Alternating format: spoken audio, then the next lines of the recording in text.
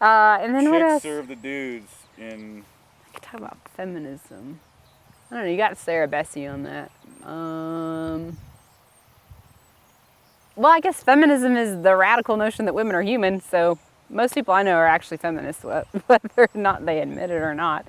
And I think we see Jesus modeling this in so many ways. Jesus had a very high view of women. He treated women with respect and dignity. We see this from Mary Magdalene to Mary of Bethany, to all the women he surrounded himself with. Martha. One of my favorite stories is the story of Mary of Bethany, because a lot of times people tell me, Rachel, what right do you have to speak? You're a woman, you don't have a PhD, you don't have the theological training. What right do you have to write about Christ, write about God, write about the church? And I always think of Mary of Bethany, who sat at Jesus' feet when he was teaching, which meant he was her rabbi. And that was a very radical thing for him to be doing. Some of Jesus' contemporaries said it would be better for the Torah to be burned than to be taught to a woman. So when Jesus is described as teaching Mary as she sits at his feet, he was making a statement, and she was making a statement that she has the same value as a man in this new kingdom. And Cut! And what I love is Jesus says to her when she's challenged on that by her own sister a little bit, which Martha gets kind of a bad rap. She wasn't so bad, but she challenges Mary sitting at Jesus' feet. And Jesus says, Martha, Martha, you're worried about so many things, but Mary has chosen the right path. And he says, and it cannot be taken away from her. So when women come to me and say, I feel a call to be a pastor, I feel a call to preach, to teach, to lead, but the people in my community are telling me I can't because I'm a woman. I look at them and I repeat those words of Jesus. You have chosen the right path, and it cannot be taken away from you. Nobody can take away that call. Nobody, when it's a Christ-given call. And I hope that's an encouragement to them, because I know how hard it can be to have your credentials challenged, not because you haven't earned them, but because you're a woman. When I was in high school, I was asked by my youth leader to give my personal testimony in front of all my fellow high school students, which is a very evangelical thing to do. You know, you got to learn how to give the public testimony. And so I did. I gave my testimony in front of all my fellow high school students. But I'll never forget, when I was finished giving the testimony, I sat down next to a guy I went to high school with. And he turned to me and he said, wow, Rachel, you're a really good preacher. Too bad you're a girl.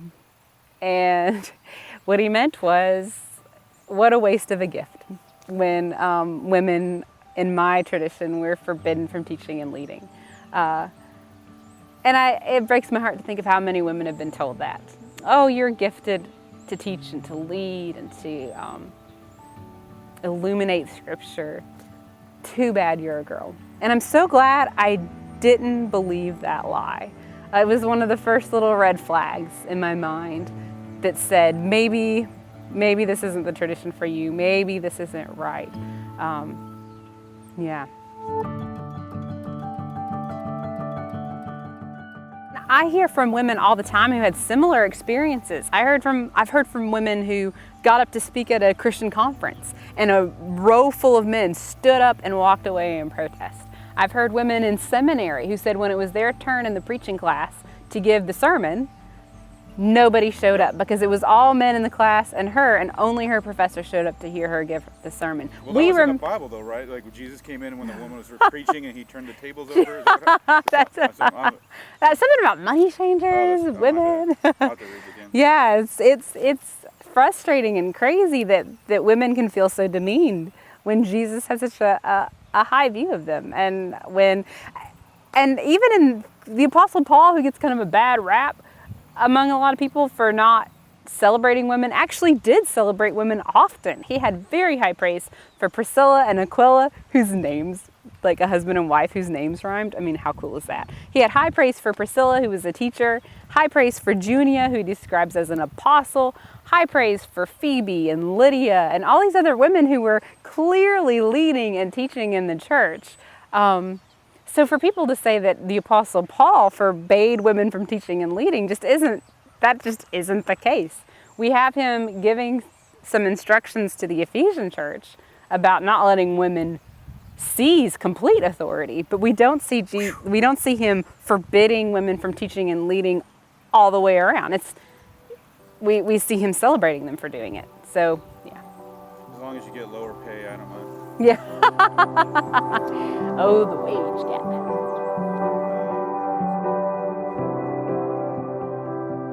Mary Magdalene, I guess. What is it about Mary that's cool? Well, there's a lot of Marys, and they can get confusing. But Mary Magdalene, Read that thing. I mean, Mary Magdalene is called, in many traditions, the apostle to the apostles, because she witnessed the resurrection, and then she runs to go tell the apostles, and they're like, yeah, you sound like a crazy lady. Exactly. But then finally she convinces like Peter to come along, and they run out to the tomb and see it for themselves. But Mary Magdalene's just, a great story, because there we have a woman at that critical moment of resurrection. And the first person to ever proclaim the gospel, and it's Christ has died, Christ has risen, full truth, was a woman. And that's exciting to me as a woman. And it makes me feel like, why should anyone tell me I can't preach the gospel?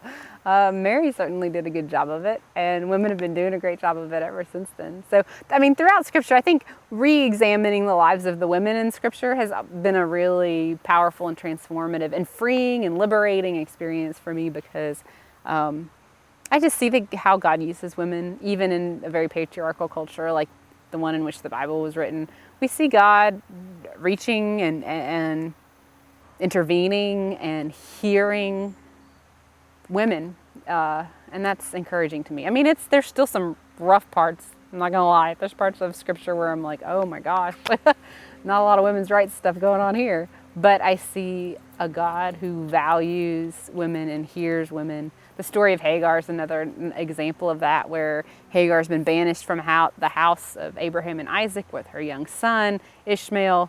And being banished out in the desert is like not a good deal at all. And so she's, thirsty, and God provides for her with this well and intervenes. And she names God. She names God the God who sees. So I always think about God as the God who sees suffering, even the suffering of a forgotten, banished Egyptian slave woman. God has always had his ear bent towards suffering, or her ear bent towards suffering. And I think I find that really powerful and transformative. You think God suffers? Oh, that's a good question, because I do think God suffers, but that's not, there's like a big word for what that is not. And I got schooled the other day by some Calvinists. PhD, so you have some So I've got a big word to describe how God does. Well, there's immutability, which I don't know if I totally understand the concept, so I won't get too critical of it. But there's some people who say that God doesn't suffer, that God sort of is this emotionless force.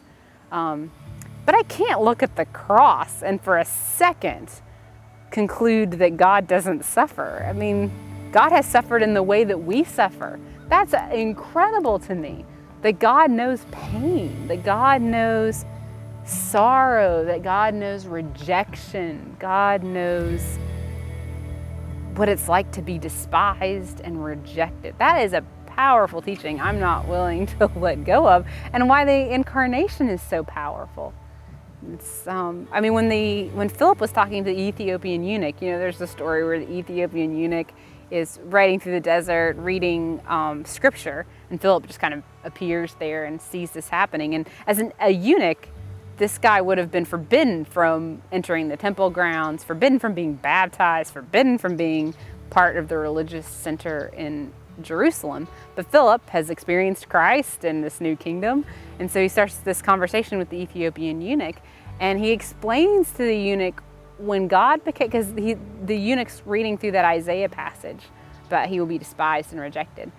Philip explains, when God became flesh, God suffered too. God knows a thing or two about your suffering.